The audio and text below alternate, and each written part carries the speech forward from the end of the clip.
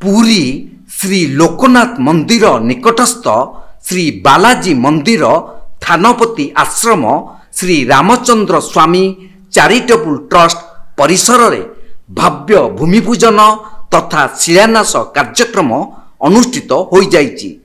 Trust सभापति तथा जियोर स्वामी मठ महंत इंदिरा रमण रामानुज दास जी महाराज को मार्गदर्शन रे आश्रम परिसर रे 25 कोठरी विशिष्ट नूतन सौध निमंते विशिष्ट पंडित मानक उपस्थिति रे भूमिपूजन तथा शिलान्यास अनुष्ठित हो जाइछि।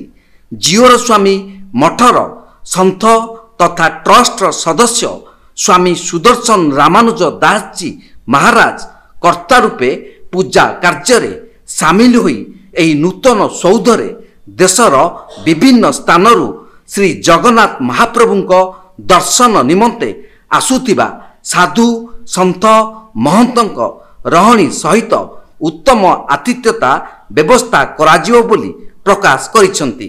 एही पूजा कार्य रे ट्रस्ट सदस्य तथा कटकी मठ महंत डॉक्टर विजय नारायण रामानुज दास एडवोकेट प्रसन्न मिश्र और तांको सहयोगी पंडित इंद्रमणि पति मुख्य आचार्य कार्य तुलाइथिबा बेले पंडित रितेश कुमार मिश्र पंडित देवेंद्र द्विवेदी पंडित शिवप्रसाद नंद पंडित आशीष कुमार द्विवेदी पंडित अजय कुमार द्विवेदी पंडित संतोष शतपथी पंडित इतिकांत दास प्रमुख पूजा कार्य संपादन करिथिबा बेले ट्रस्ट सदस्य रमेश शर्मा सुरेश शर्मा विष्णु कुमार जोशी कमल अग्रवाल प्रमुख सहयोग करथिले।